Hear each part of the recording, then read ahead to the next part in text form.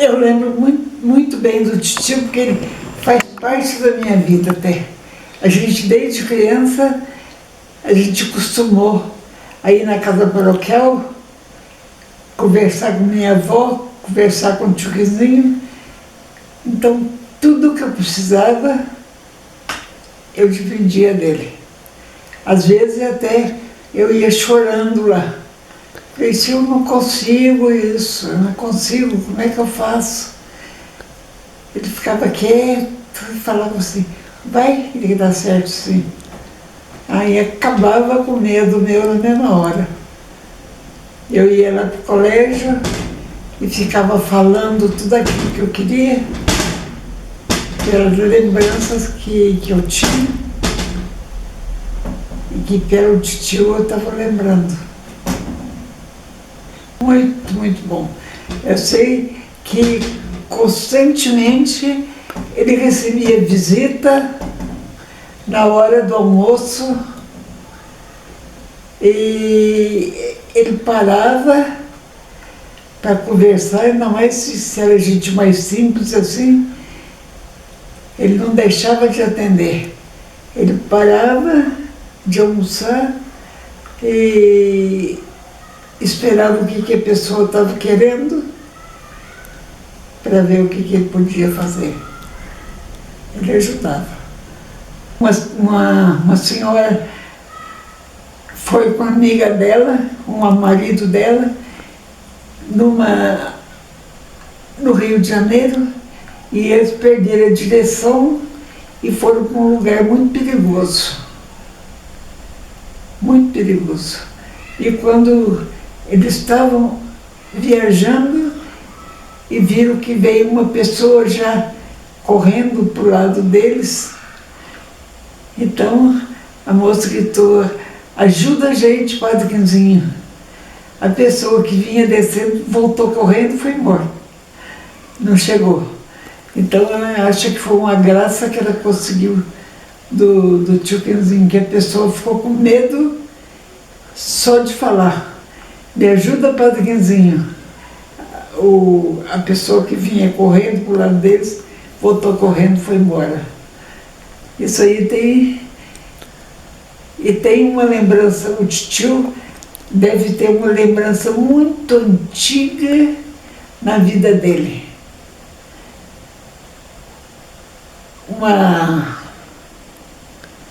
Começaram a falar que uma senhora aqui estava fazendo milagre porque ela não comia Manuelina.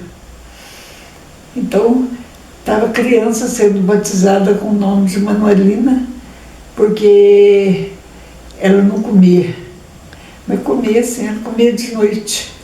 A mãe dela levava comida de noite para ela e ela ficou com fama de santa. E uma vez foram batizar uma criança com o nome de Manuelina. E o tio Quinzinho falou, pensa bem, tem tanto nome bonito, tem nome de Maria, de Nossa Senhora. Por que Manuelina? Não, é porque ela faz milagre. Ela não come, mas ela comia. Então... E ele sabia disso, né? E não batizou criança. E essa pessoa, o tio tinha preocupação, acho que tinha, mas ele pensou, batizou com outra pessoa, com outro nome. Passado muitos anos, chamaram o tio que tinha uma senhora que estava muito ruim e ela queria confessar antes de morrer. E ele foi. Quando chegou, era a Manuelina. Encontrou com ela. Manuelina. Então contou. Ela deve ter contado para o tio, que não foi batizada, deve ter contado, porque ele acha que foi uma coisa extraordinária que aconteceu na vida dele, porque já era uma senhora de idade. que estava para morrer. Entendi. Ele teve esse Foi lá e problema. batizou ela. Conseguiu batizar ela ainda. Ele batizou a senhora e ele deve ter morrido logo porque ela estava precisando de oração. Ele ganhou uma charrete porque uma charrete, bom, tinha um cavalo, tinha até o nome dele, não sei se é segredo, uma coisa assim. O que aconteceu com ele foi com o cavalo ou se já estava na charrete. Ele estava com o Santíssimo, que levou para a pessoa, e numa certa hora o cavalo assustou e foi pulando e ele caiu. Caiu do cavalo, não sei se era charrete, se era cavalo, e mandaram chamar o padre José, que o Tioquinzinho estava precisando dele. E o Tioquinzinho deitado, com a hóstia dentro dele, e com a cabeça doendo tudo, deitado e passando mal. E chegou o padre José, deu comunhão para ele, tirou o Santíssimo que estava dentro dele, comeu, não sei se deu, mas guardou o Santíssimo que estava dentro dele, guardado. E outra vez a gente foi viajar, o tio estava doente e fazendo um tratamento na casa de um coadjutor dele, Padre Stella, lá em Estiva. Eu com a mamãe fomos visitar o tio e o tio chegou chorando. E assustou a gente, porque o tio chorando. A mamãe perguntou: o que é isso? O que houve? Aí eu não saro, não sei o que eu tenho. E já estou fazendo tratamento, e não saro, não sei o que tem comigo. Ele tinha uma úlcera no estômago, acho que era isso que... No estômago, não? E o que, não? É no estômago. Estômago. É. E a gente ficou com dor, vai fazer o quê? Fomos embora e ficamos conversando. Eu acho que a gente resolveu chamar ele para voltar para Brasópolis, fazer o tratamento lá. Eu sei que a gente voltou. Nós voltamos no dia seguinte, no mesmo lugar. Ele veio rindo. Aí a mamãe falou: o que é isso? O que aconteceu? Eu disse: eu sarei. Não sei quem que rezou para mim. Eu sarei. Não tenho nada mais. Ficou alegre e voltou lá para a casa do ajudante dele. E logo voltou para Brasópolis outra vez. Ele ficava muito na casa do Dr. Pioli, naquele castelinho. Ele tem muito retrato lá, com o Dr. Pioli. E a gente... Houve uma época que a gente fazia oração para o Tioquinzinho e cada um contava uma coisa que aconteceu com ele. Então, eu contei contei com esse que ele pediu que quando morresse, para celebrar a missa num lugar bem pequeno, que de certo ia muito pouca gente. Porque ele pediu e por bispo foi pouca gente na missa. Tinha problema de varizes. Ele tinha problema de varizes. E às vezes, quando arrebentava, ele pedia para chamar não era médico, não era farmacêutico até. Ele ficava apertando e deitava. Ficava deitado, apertava, ficava segurando o lugar que estava vazando e chamava a mamãe. A mamãe ia lá me ajudar qualquer coisa.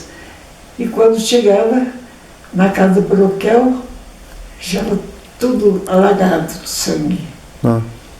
E falava para ele, como é que você deixou acontecer isso? Falava qualquer coisa. Ele falava, você não fica brava não, isso aí acontece, é coisa à toa. E quem ajudava era o farmacêutico Francisco, esqueci o nome, tinha ali na rua da Caçabe, sabe o nome de algum farmacêutico? Eu não vou saber. Então ele falava que estava celebrando missa e escutava o barulho do sangue dentro do sapato dele. Ah, é mesmo, de tanto que vazava. É. Ele vazava um pouco de sangue da perna e enchia o sapato. Quando ele tinha conjuntor, ele sempre deixava para o conjuntor ajudá-lo, porque ele tinha que fazer muita viagem a cavalo e para ele era difícil. E quando ele morreu, na volta, muita gente já estava esperando na entrada de Brasópolis. Quando chegou ali perto da igrejinha de Nossa Senhora do Carmo, parou. Engraçado que eu estava no carro que ele estava, fiquei pensando, por que parou? Não tinha motivo nenhum para parar o carro. E parou. A pessoa não sabia, acho que não sabia, mas o carro parou. E foi esquisito isso. Parou e era a igrejinha do Senhor do Carmo.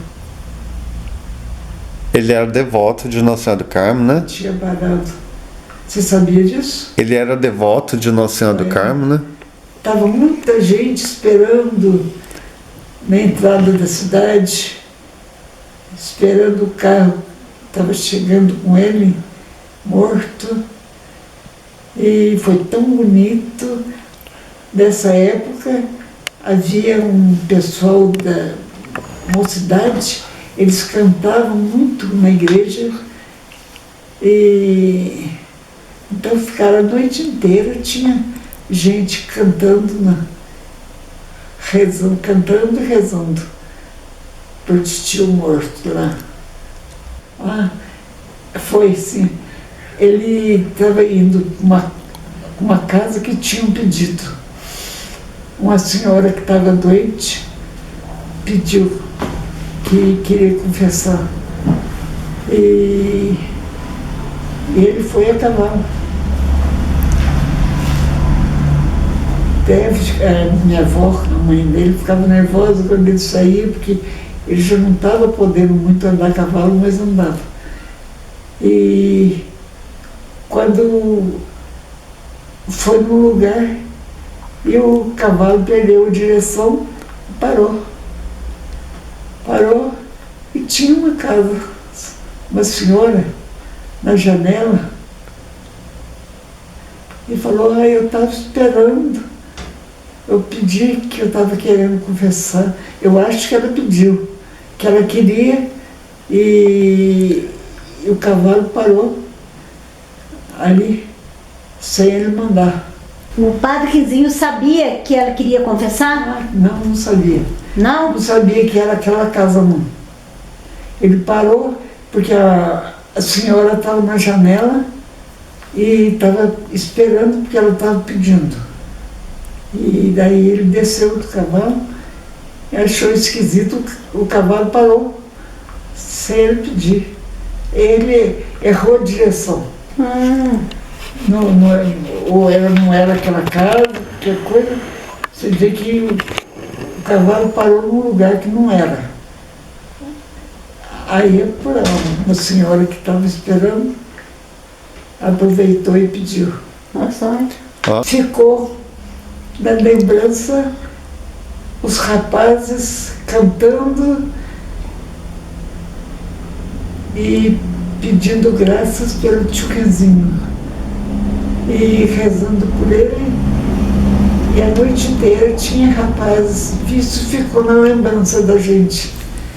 A noite inteira rezando, e o pessoal da família também estava, mas ficou marcado a quantidade de pessoas que lembrando e rezando por ele e pedindo graças, porque todo mundo ia rezar pelo Padre Quinzinho lá no túmulo dele. Todo dia na semana tem gente rezando lá.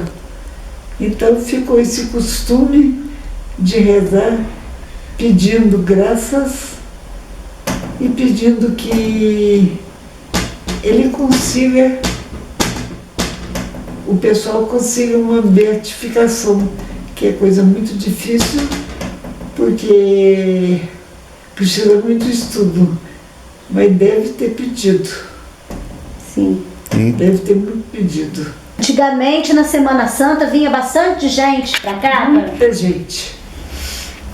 gente vinha e enchia de carro de boi a cidade, de gente que ficava na cidade. Era muito alegre.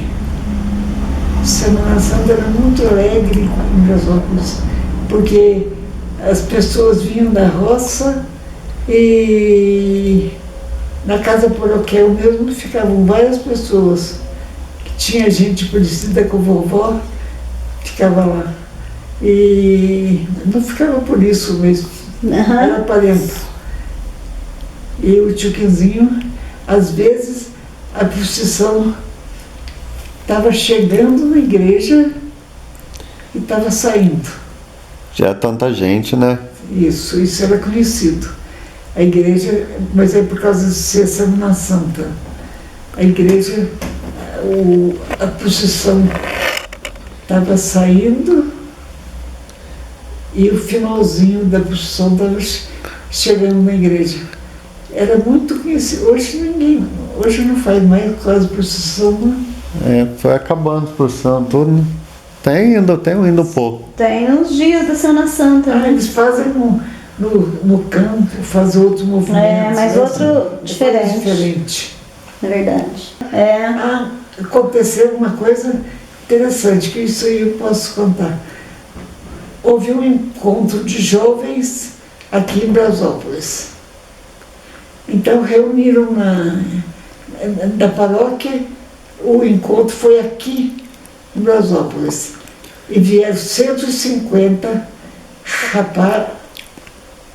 jovens, mais velhos, mais crianças, homens e mulheres. Está falando de agora. Encheram os vários bancos da igreja. Está falando desses dias agora.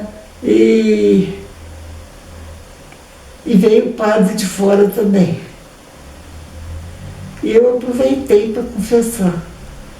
E veio o padre, eu fui confessar e falei, padre, eu tenho que... Vai ser meio curto porque eu estou meio esquecida. Eu tenho 103 anos, estou com medo de... Eu vou falar depressa que tem gente aí que me deu o lugar e tem mais gente esperando que me der o lugar.